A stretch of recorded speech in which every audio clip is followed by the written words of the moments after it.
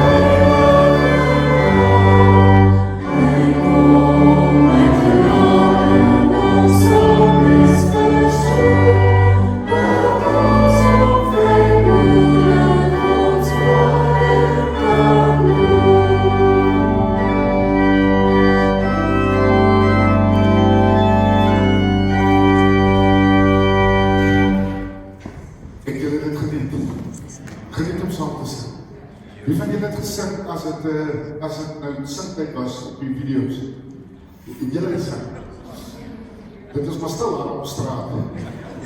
Maar dit is nie sing, en Nico ook, ek sien dan ook nie vanmôre nie, mis. Ek het my span gevra, ek wil graag vanmôre hier begin en teen die rook, want ek het regtig 'n belewenis met die Here gehad, die tyd oor as ons wees gekoop. So hierdie boodskap is amper al op my hart uitgegraveer vir soveel weke. En dit kom uit die klein profetiese boek Haggai. Dit gaan op die skerm gewys word, maar soos Marco wat ons al gesê het, ons moet ons Bybels kerkie bring, want dan kom 'n nuwe Bybel weer 'n vertaling aan die einde van die jaar en wat ons graag wil hê ons moet almal aankoop, dat ons weer die bladsye blaai. So as jy dit kan oopmaak, kry dit by Haggai 2. Ons gaan wel uit hoofstuk 1 ook 'n gedeeltjie lees, maar dit is baie tof, maar alles is op die skerm, ek wil vir my dogter, dankie sê, sy is al so groot dat sy al die skerm vir ons kan doen, die slaai, so as sy vashak weer op die dan is sy bezig om daar te praat of iets met iemand. Haggai 2, kom ons begin vers 1. Op die 21ste van die 7de maand, in die 2de regeringsjaar van koning Darius, het die woord van die Here weer die profeet Haggai gekom. Hy sê weer, dis die tweede keer. Ons gaan Haggai 1 lees na die eerste keer. Vra tot vir Serubabel, seun van Sealtiel en gouverneur van Juda, en vir die hoofpriester Yeshua, seun van Josia, en vir almal wat van die volk oorgebly het. Hier is dit. Wie van julle het gesien hoe mooi die vorige tempel was? Hoe lyk hierdie een nou vir julle? Lyk dit nie na niks in vergelyking met die vorige nie? Maar nou sê die Baal, skep moed, sê die Here, en jy Yeshua, seun van Josia, hoofpriester, skep moed, en julle almal, burgers van die land, skep moed, sê die Here. Begin met die werk, want ek is by julle, sê die Here die Almagtige. My belofte wat ek met die uittog uit Egipte aan julle gemaak het, sal ek nakom. My gees sal altyd by julle bly. Moenie bang wees nie. So sê die Here die Almagtige. Nog 'n keer, binnekort sal ek hemel en aarde seën land laat bewe. Dan sal ek al die nasies laat wakker skrik, en hulle sal met hulle skatte kom, en so sal ek hierdie huis met rykdom vul, sê die Here die Almagtige. Aan my behoort al die silwer, aan my al die goud, sê die Here die Almagtige. Die roem van die tempel sal in die toekoms groter wees as die verlede, sê die Here die Almagtige. Op hierdie plek sal ek vrede gee, sê die Here die Almagtige. Here die Almagtige, baie dankie dat ons vanmôre weer in u huis as die gemeenskap van gelowiges na baie maande weer saam in u teenwoordigheid kan wees. Sal u vanmôre deur hierdie pragtige oeroue teks met ons op elkeen kom praat. Ons is hier omdat ons soos Dawid begeer om weer die goedheid, die lieflikheid en die skoonheid te ervaar. En niks is beter as u skoon, suiwere woord wat deur my gebed en siel kan deurdring. En waarvoor die duiwel tog so bang is, vir die slypsteen van die swaard. Mag u die swaard vanmôre weer slyp maak op ons harte, dat dit diep binne ons lewe sal indring, en ons daarvolgens sal lewe, soos wat u vir ons sê, en vir ons vertel. Amen. Kort storie, dramatische storie in my lewe uit. Ek het by Christo Holdries gekuier in Peter Nabaai en ons het gaan golf speel, ons het teruggekom en die seuns wou so graag gaan swem en ons is gesê toe so pragtige, skoon, beautiful sonskyndag. Nie wind nie, niks, Tony en wat snap sit daar op die strand en ek het Christo en die seuns hol in en ons swem en in die beeld het slaan golf my net helemaal plat. Ek weet nie wanneer laatst jy kan dit onthou dat as die golf vir jou vat, dan weet jy gewoon met daai turbulentie, so erg dat hy jou op die grond vastgooi. En ek kom op en toe ek opkom, toe is daar 'n tweede in my gesig. En ek is weer onder, en hy rom my nog en erger. En toe ek opkom, toe was daar een weer verby, toe was het so klop sequence gegolwe wat gekom het. Die volgende met voel ek my twee seuns klou aan my en hulle is hysteries. En ons is te bang om op te kom, want ons weet nie wat sy golf voor ons weet, maar ek het nie asem. En ek moet ref, ek het daar en ek gedink, dis vir my, want ek precies druk my onder toe, ek kan nie op nie, ek probeer die butterfly skop, borslagskop, probeer ek ons opkry, maar hulle druk my allemaal af.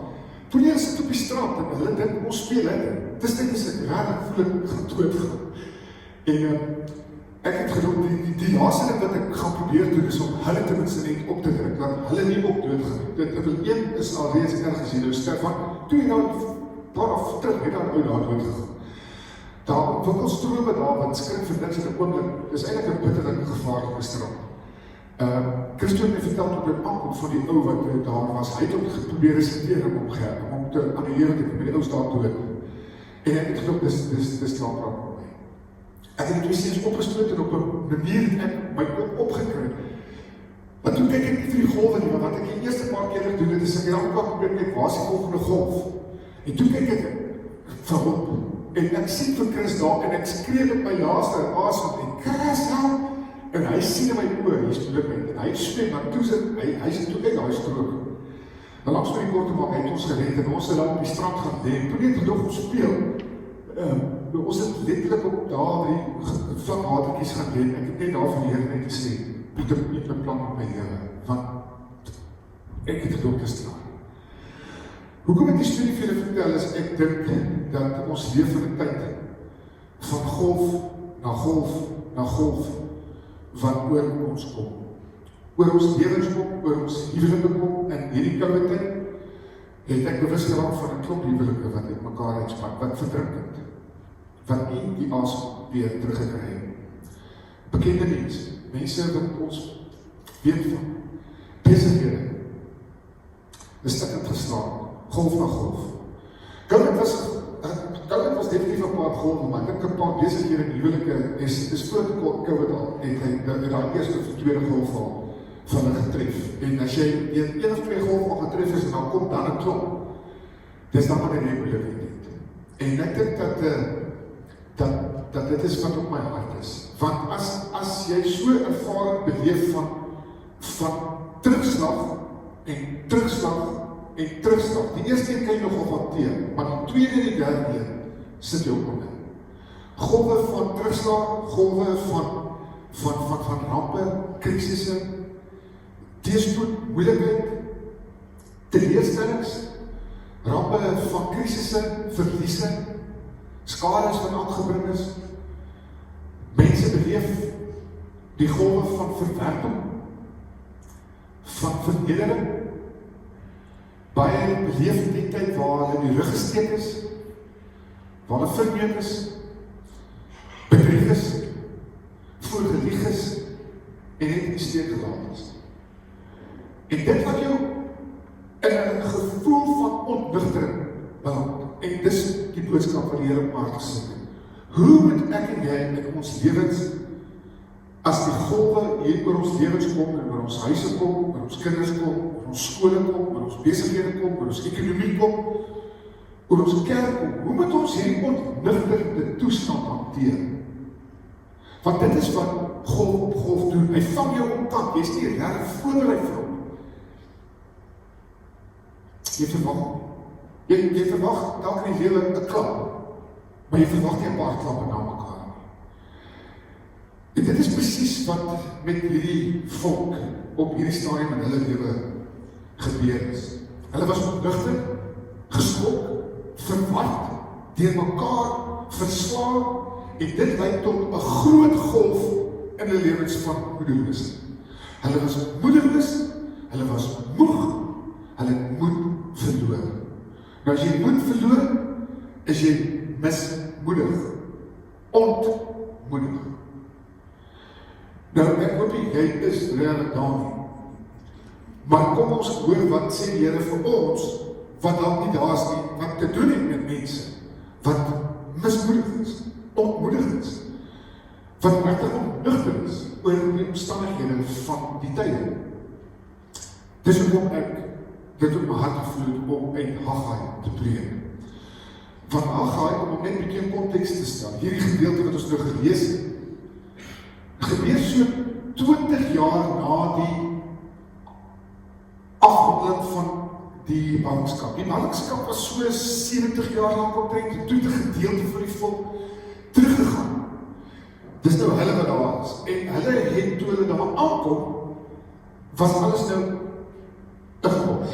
Amper soos wat ons daar toe hulle oop is geglos. Ek bedoel, alles is stukkend, is gebreek, stadiums is leeg, die kerk was beroerend gewees, en begin hulle om altare te bou, om aan die Here offers te bring, en begin hulle met die bouwerk. Dis wat ons hele jaar tema van kom ons bou inkom.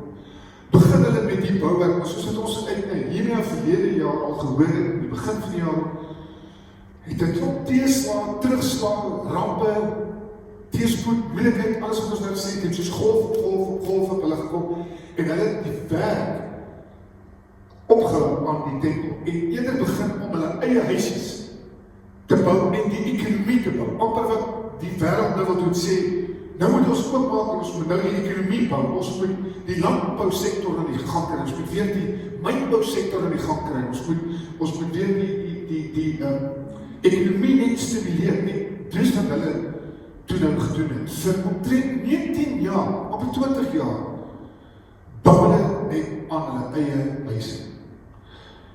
Nou dit is, of dit maak sin, maar toe kom die Here, in die eerste hoofstuk, met die eerste boodskap, die Haggai, hy sê vir hulle, julle sê mos, dis nie nou tyd om die tempel te herbou.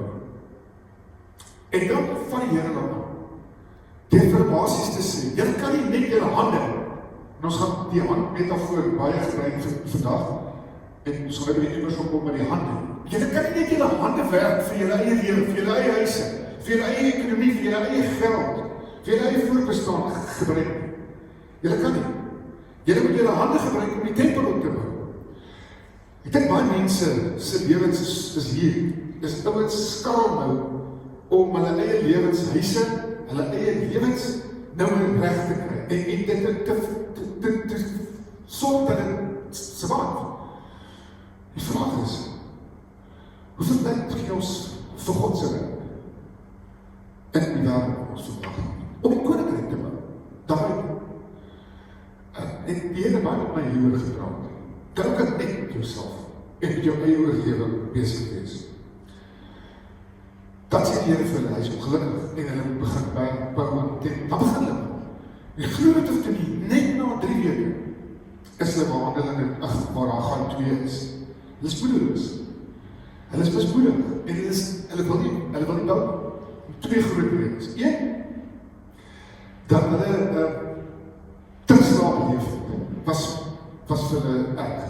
Hulle het misoeste gehad, in die eerste hoofstuk sal jy lees, daar was droogtes geweest, misoeste gehad, en ons gaan hulle aanval, so hulle het gesuffer om net gefokus die tempel te bou. En daar was al soveel rommel, daar was soveel goed, hulle kon nie begin bou. Dit is een rede. Daar was 'n klomp oorsake wat hulle verhinder het. Maar die grootste rede hoekom hulle ophou bou na 3 weke, is omdat hulle dit wat hulle probeer bou, so afgeskeep het teenoor die eerste tempel, die een wat nou daar stukkend is, in Salomo se tyd, pragt en praal, goud en marmer en alles. En hierdie is dit niks.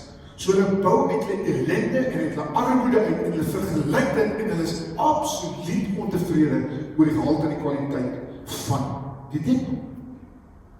En even die Here sê dit, ons het gelees, julle vergelyk ons dit met die vorige een, sê die Here. Dis asof die Here amper hoor wat hulle sê, dat hy hier kry agterkom God lewe, hy luister wat gaan hulle hart en hulle gedagtes, hy luister na die gesprekke, en hy sê vir hulle, julle vergelyk dit ons met die vorige, moenie, dis wat hy basies vir hulle sê, moenie nie doen, skep moed. Hy sê vir elke een, sê die waar, skep moed, Yeshua, skep moed, die volk, skep moed, dis ook om die immers te hand, want ons skep ons water en die immers, skep moed met jou hand, skep moed, en ons gaan 'n bietjie kyk na skep moed. Wat beteken dit om moed te skep? Skep moed. Die woordjie in die Hebreëus is die woordjie shazak. En shazak is presies wat ek gekort het in plek. Asem. Want ons lewe begin met God wat in ons asem is. As Jesus vir die disippels wil moed gee, asem hy sy asem oor hulle uit en asem hulle op en sy asem in die Heilige Gees. Dit is eintlik wat die woordjie shazam beteken. Dit beteken om 'n tweede asem, as 'n ou hardloop, dan raak op 'n stadium begin jou hart baie konstant teen 'n punt op of wanneer jy vinnig hardloop, dan voel jy vir alles jou vasdruk met 'n fiets op. En dan kry jy jou tweede asem, dis net so van net so kalmte en vrede in jou lewe inkom. En jy net kan aangaan. Dis wat die Here vir hulle kom sê, wat met hulle moet gebeur. En jy kry moed, jy skep moed, dit kom oor jou lewe, met jou kyk. Hoe en waarna jy kyk. As jy na die opwees kyk, die golwe, soos ek het plek, dan kom jy nie moeilikheid. Maar jy moet reg kyk. As jy verby die opwees kyk, dan sal jy moed kry. En in hierdie gedeelte praat die Here met hulle en wys hy vir hulle na 3 plekke waar hulle moet kyk. Jy moet nog net weer om jou kyk. Dan sê hy hulle moet terugkyk, wat Zak verlede week gesê. En dan sê hy vir hulle moet voorkyk. Hoekom moet hulle om hulle kyk? Hulle moet om hulle kyk, want hulle moet glo dat dit waarmee hulle begin is waar. Ek is by julle. Jy moet om jou kyk, want die God wat alles kan, is by jou. Jesaja sluit hierby aan as hy sê, moenie bang wees nie, ek is by jou. Moenie bekommerd wees nie, ek is by jou, ek is jou God.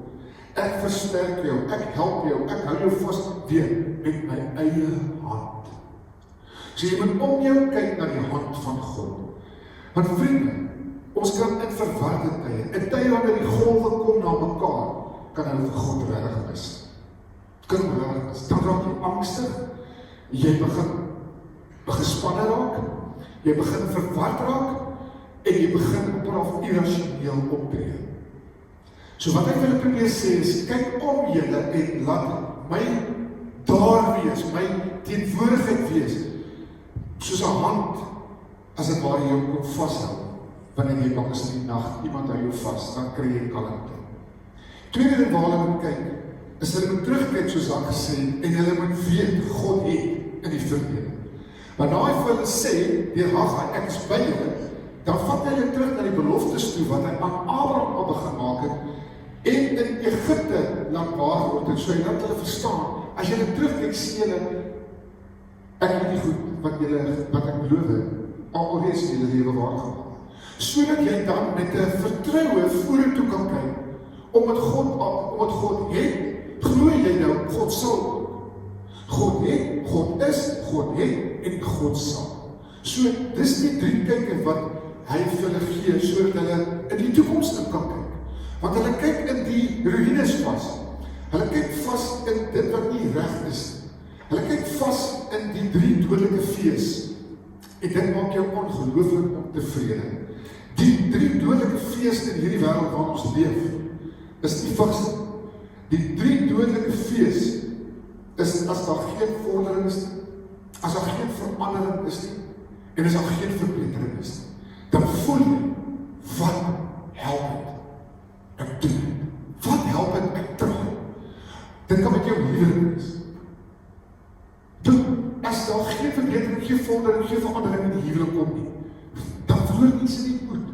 Dit kan met jou eie lewe gebeur. Jy kan oor jouself, die golwe wat jy oor jouself wat breek, oor die foute wat jy maak, die verkeerde goed wat jy doen of sê, kan jy so mismoedig maak met jouself, dat jy voel jou eie lewe vorder nie, dit verbeter nie, dit verander nie, ek het 'n behoefte om beter te raak. Ouers sê dit vir my, voel jy is moedeloos met myself. Ek wil eintlik sleg, ek wil beter, en ek wil anders, maar, en dan praat ons steeds van 'n kind. Verkeer kan 'n kind jy nie so teleefstel, en soveel teëspoed op mense se lewens bring, en dat daar geen vordering in daai kind se lewe is, geen verandering en verbetering, niks. Mense raak moedeloos en sê, ek los hom uit, ek slaan my hande nie meer op. Baie ons voel so oor hulle lewens, in terme van hulle huise, hulle karre. Ouers vergelyk hulle met ander mense, dis die 4de dodelike fees, haar vergelyk, en dis presies wat hierdie ouers gedoen het.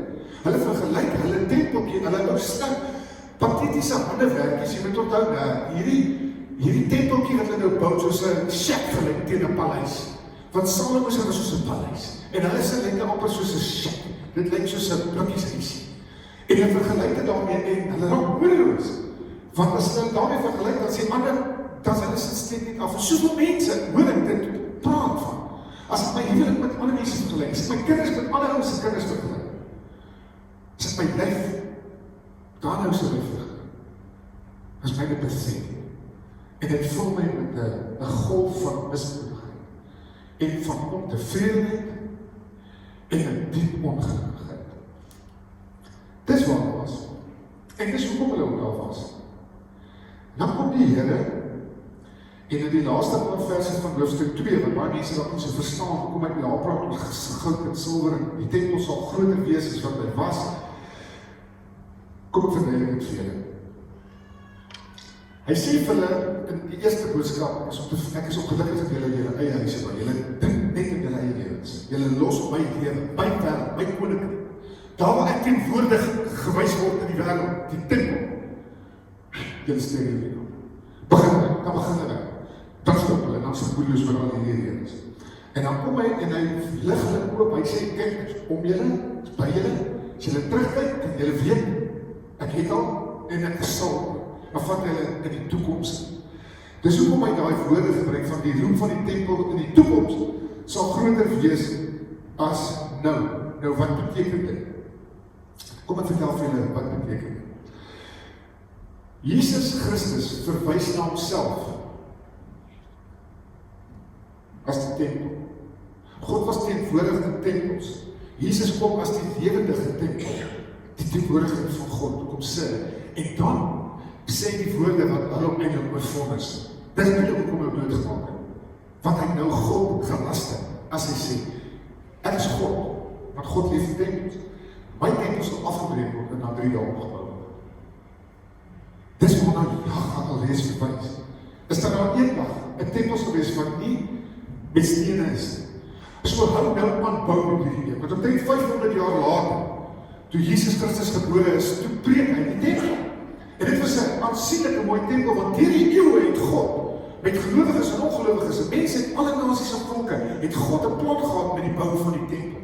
Het baie veel goed gebeur, ons sal later in die jare kan kyk, oor wat in hierdie 500 jaar van hier aan, toe hulle weer gebou, wat eintlik die effek daarvan was. So hy sê vir hulle om aan te bou, vir wat in die toekoms gaan gebeur. So hier is my nog 'n belangrike punt. Dis hoekom hy sê, moenie net in jou eie werk, hy sê wel, moenie net jou hande werk vir jou eie lewe gebruik. Want God het 'n plan met elke mens op aarde vir die toekoms. So met ander woorde, ek en jy leef nou die tyd van God wil hê ek lewe. Daai ou sê die maal en Yeshua het gelewe in 500 voor Christus, hy wil gehad het hulle moes toeneem. So God kyk baie verder as net die golfies van jou, my nou ons lewens slaan. Hy kyk vir my nie gewoon, want hy kyk na die toekoms. Hy kyk tot in Openbaring, kan jy maar sê. Want in Openbaring 21 is ons lees van die nuwe Jerusalem, waar die tempel in die middel staan, lees ons, daar is nie 'n tempel, want God self is die tempel. So wat ek vir u probeer sê is dat die lewe is groter as jou lewe. Jy is hier vir 'n baie groter doel as net jou eie lewe en jou eie huwelik, jou eie kinders, jou eie salaris, jou eie liggaam, jou eie gesondheid, jou eie gewig. Is jy hier vir iets 'n deel van die plan van God? As hierdie ons nie gebou het, sou hierdie ding van Jesus dan nie eers sou plaasvind. Want dit wys hier met 'n Haggai, met al die profete al juist na hom toe, as die tempel van God wat vlees geword het. Karige liggaampie wat gebreek is soos die tempel in Haggai se tyd en opgebou word op die 3de dag met die opstanding. En lewe God in sy tempeltjies, sê Paulus in Korintiërs, jou en my liggaam word 'n tempel van die Gees. Dit is amazing, hoeveel tempeltjies daar is. En die gehalte van my tempel hang af van my woorde, my gedrag.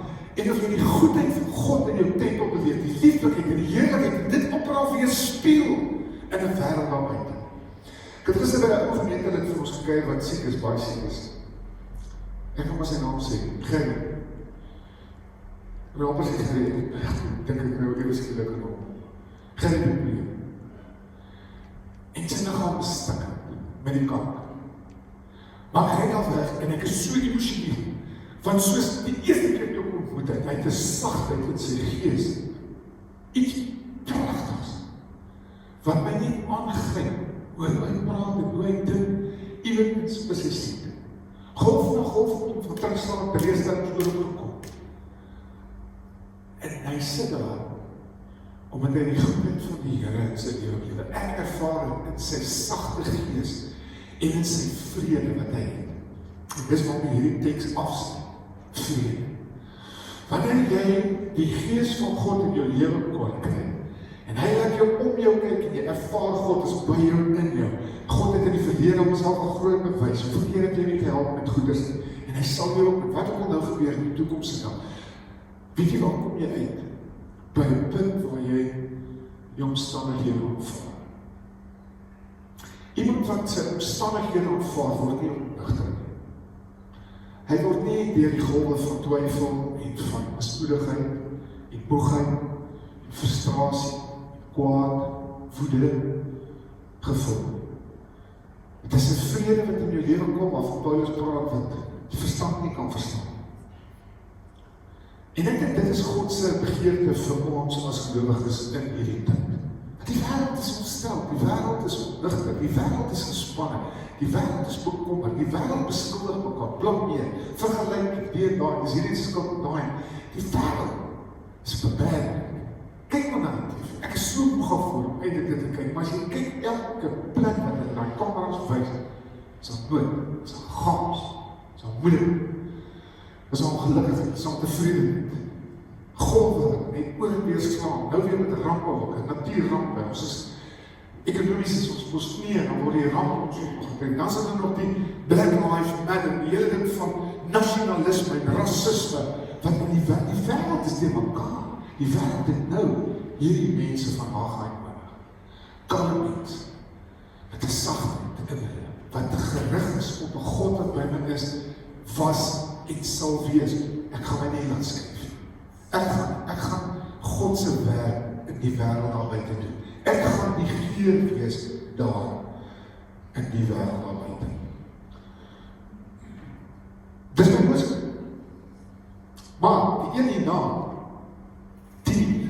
dit kan ander een, maar dit is eintlik dieselfde ding, maar ek gaan oor Jakob. Toen ek het al gesal tyd is, nou ek het 5 minute, gaan ek julle so klips gee van wat ek 10 uur sou wou sê. Hierdie is ook amazing. Jakob vlug oor die golwe wat oor hom slaap. Die grootste is sy broer wil hom doodmaak. Dis 'n groot golf, as jou broer jou wil doodmaak. As jy onveilig voel, even in jou huis. Maar wat is op Genesis 28, waar jy die bekende gedeelte kry waar hy maar met sy kop op 'n klip staan, in die veld daar buite. En dan droom hy.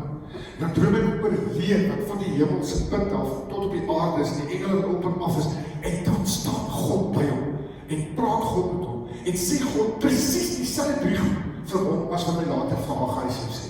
Hy sê, dit is by jou, en hy vat hom terug na die beloftes toe van Abraham, en van die, weet, so hy sê, ek is nou by jou, ek was by jou, ek het hierdie goed al waar gemaak, so moet nie nou bang wees.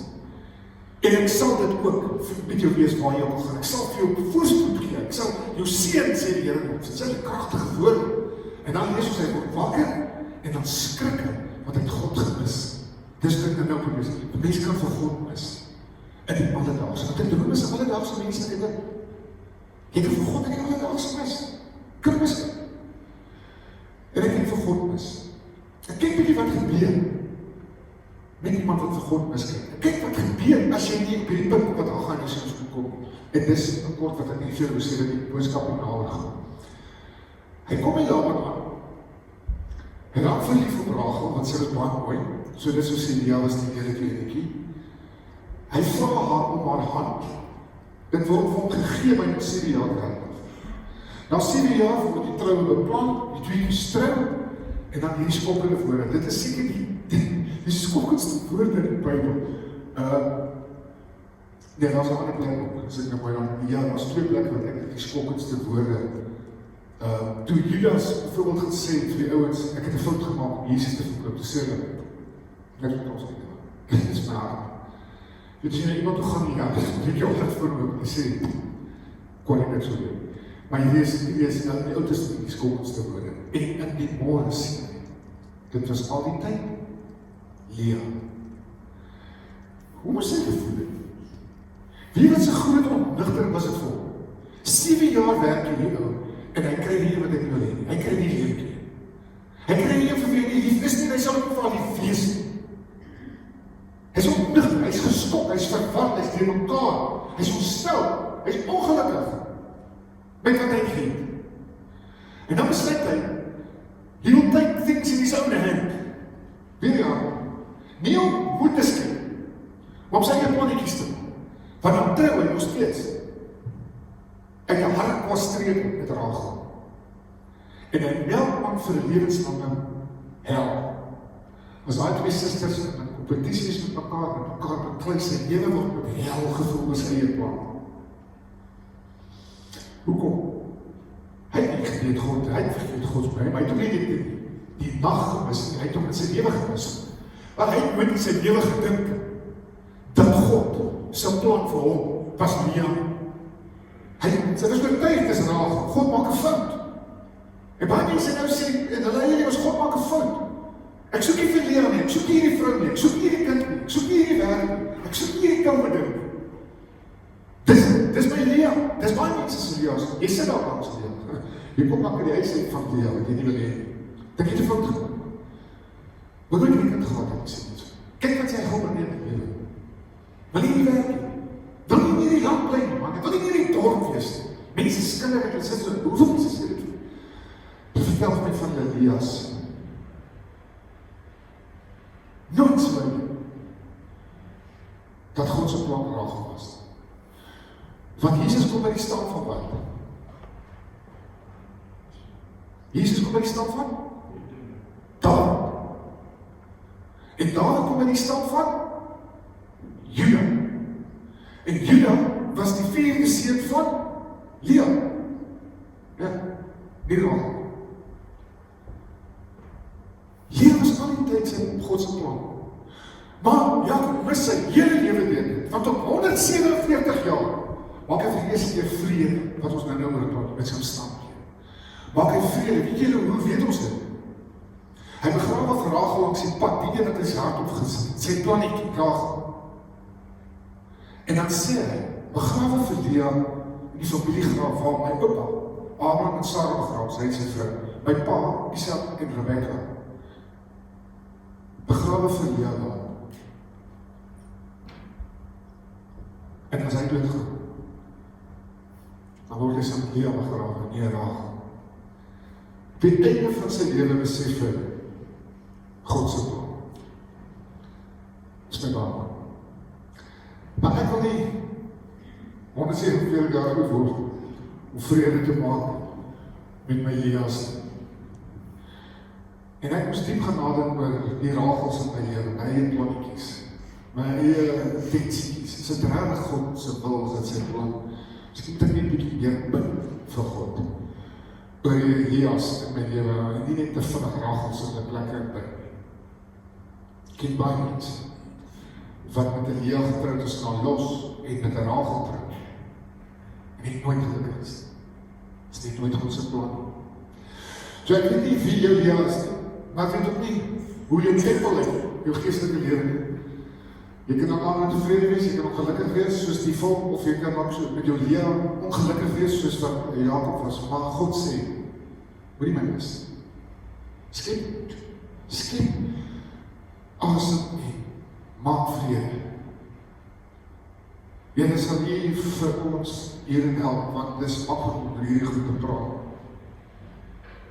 Maar het is baie moeilik om ons lewens toe te pas as die golf van terugslag, ramp, teleurstelling, krisis, ramp, hartseer, net oor ons lewens breek. Dan wil ons ook verward, soos 'n gespattelde see. En dan kom ons op, soos die volgende plekke wat ons, maar met ons eie lewe optrek, my eie dingetjies besig. Of ook soos Jakob dan, die wat planne kan maak, waar ons nie een keer. Maar ken het ons vanmorgen net weer nie herinner moet word, dat ons moet ontspan en vrede maak, en wie ek is, waar ek is, wie my lewe is, en aanhou bou. Aanhou bou in my geestelike lewe, my gesondheid, my geestestoestand, my verhoudings, die mense sal weer leef, werk, en dit sal nie ophou. Ons bid vir die familie wat mense verloor het, wat opgehou het te wil lewe, hand aan leie lewens gestaan. Twee predikante, die laaste week, ek denk selfprobleem. En die boodskap wat daar uitgaan is, verskrik. Het 'n man wat hoop bring soos Haggai. Hy kon. Ek weet nie hoe erg wat in die lewe moes gebeur, ek kry 'n verskriklike jammer. En familie en gemeentes, maar bid dat U ons sal help, dat ons mense sal help, U hand in die lewe te slaan in die tyd. Baie mense dink om in die golf van COVID, dit is nie te groot. Laat ons op te sien, hoop te sien, asem te sien, vrede te kry, hier raak te sien, saam met ons om ons, hier ons lewens agter te sien, daarom glo en vertrou en U sal ook daar wees.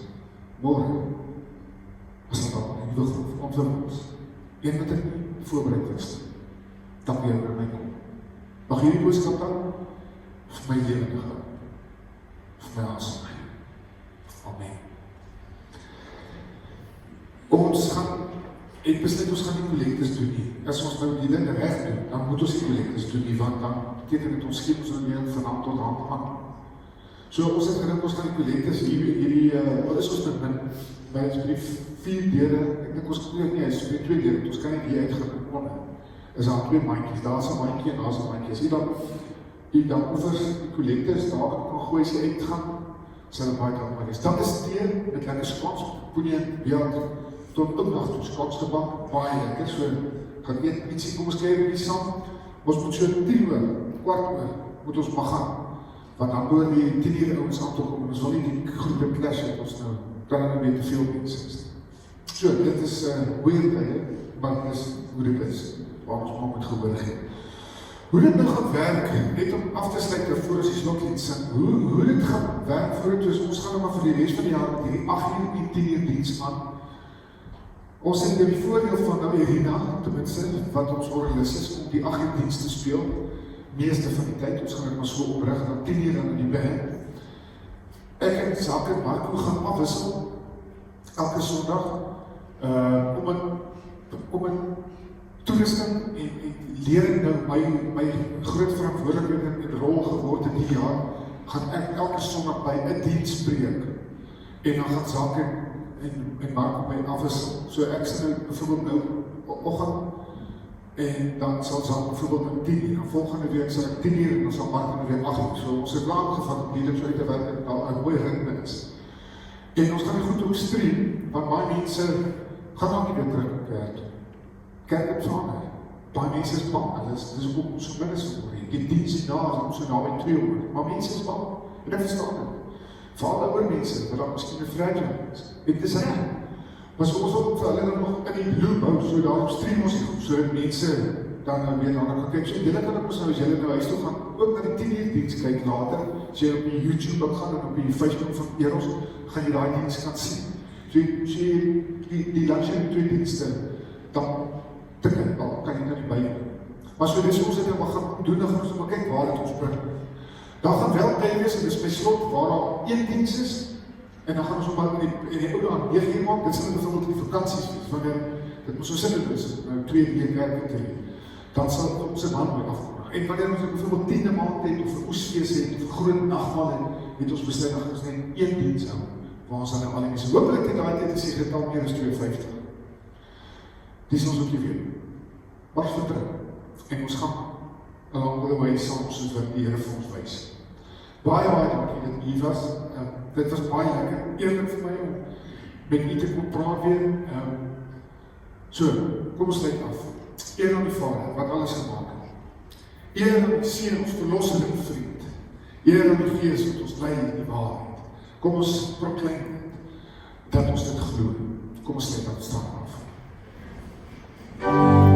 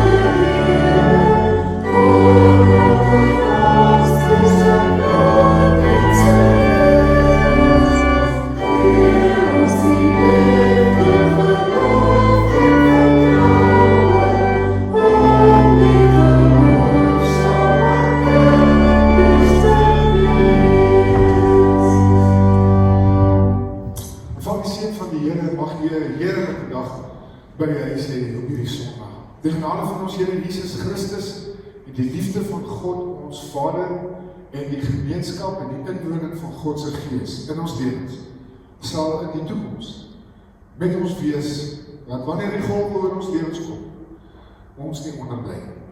Amen.